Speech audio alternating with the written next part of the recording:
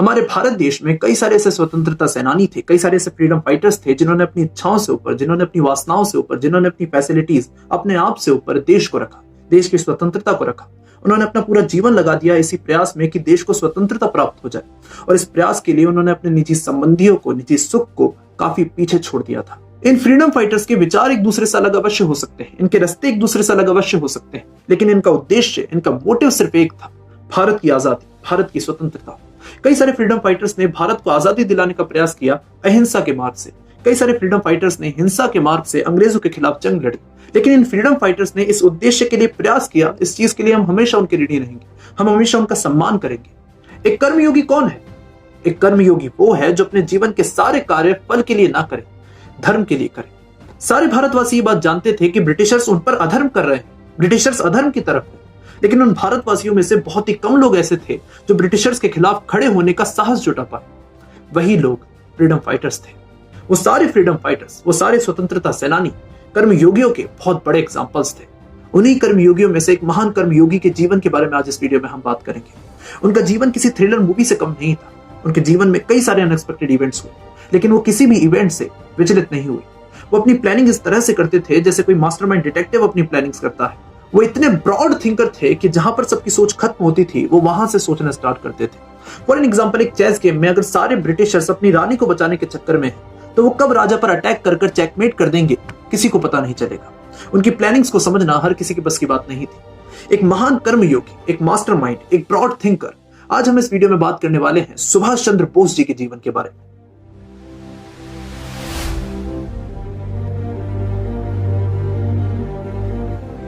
नेताजी सुभाष चंद्र बोस, इनका जन्म आज ही के दिन 23 जनवरी 1897 में हुआ था। स्टार्टिंग से ही नेताजी वाली क्वालिटी, लीडरशिप क्वालिटी इनके रग रग में थी।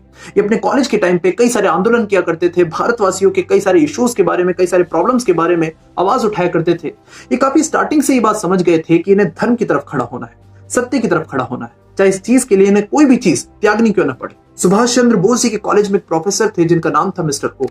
मिस्टर ओ कभी भी भारतीय स्टूडेंट्स को इक्वली ट्रीट नहीं करते थे।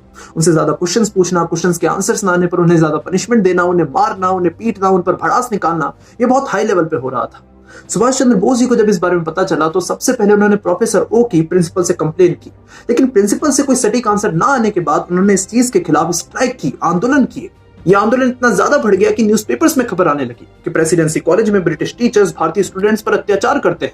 इस आंदोलन के इतने बढ़ जाने के कारण मिस्टर ओ को मजबूरन क्लास में आकर सबसे माफी मांगनी पड़ी, लेकिन कुत्ते की दुम कभी सीधी नहीं होती। माफी मांगने के बाद भी मिस्टर ओ ने भारतीय स्टूडेंट्स को मारना जारी रखा, लेकिन इस बार जैसे ही मिस्टर ओ ने भारतीय स्टूडेंट्स को मारा, सुभाष चंद्र बोस और उनके साथी स्टूडेंट्स ने उल्टा मिस्टर ओ को पीट डाला। जैसे ये खबर प्रिंसिपल के पास पहुंची, प्रिंसिपल ने सुभाष चंद्र बोस जी से सिर्फ एक बात कही, या तो मिस्टर ओ से माफी मांगो या अभी इस कॉलेज को छोड़कर चले जाओ।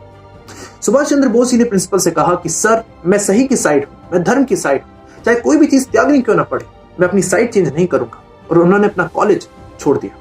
सुभाष चंद्र बोस जी के पिता को उनके करियर के बारे में चिंता होने लगी। उन्होंने सुभाष चंद्र बोस जी पर दबाव डाला कि वो इंडियन सिविल सर्विस की तैयारी करें। अपने पिता के कारण सुभाष चंद्र बोस जी लंदन गए और उन्होंने इंडियन सिविल सर्विस की 4 साल की प्रिपरेशन को 7 महीने में कंप्लीट कर दिया और रैंक होल्डर बन गए। उन्हें इंडियन सिविल सर्विस की जॉब बहुत आसानी से मिल गई, लेकिन जॉब मिलने के बाद उनके मन में सेटिस्फेक्शन नहीं थी। उन्हें एक विचार बार बार सता रहा था कि जिन ब्रिटिशर्स की मैं यहाँ पर नौकरी करूंगा, वही ब्रिटिशर्स इंडिया को लूट रहे हैं। अगर मैं इनकी नौकरी करता हूं तो इंडिया को लूटने में मैं भी भागीदार बनूंगा।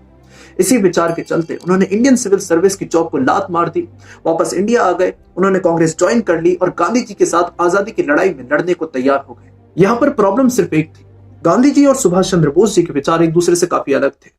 गांधी जी चाहते थे कि भारत को आजादी अहिंसा से मिले, लेकिन सुभाष चंद्र बोस जी का मानना था कि भारत को आजादी अहिंसा से कभी नहीं मिल सकती। एक दूसरे से काफी अलग विचार होने के बाद भी गांधी जी और सुभाष चंद्र बोस जी के बीच कोई द्वेष नहीं था, कोई नफरत नहीं थी, क्योंकि इनका इंटेंशन, इनका मोटिव, इनका उद्देश्य एक था, आजादी। लेकिन विचारों के मेल ना खाने के कारण कांग्रेस एकजुट नहीं हो पा रही थी, कांग्रेस यूनाइट नहीं हो पा रही थी, और सुभाष चंद्र बोस जी ऐसा नहीं चाहते थे। इसलिए कुछ ही समय बाद सुभाष चंद्र बोस जी ने कांग्रेस को त्याग पत्र दे दिया। कांग्रेस से अलग हो जाने के बाद कांग्रेस से सुभाष चंद्र बोस जी को मिलने वाला सपोर्ट भी खत्म हो गया।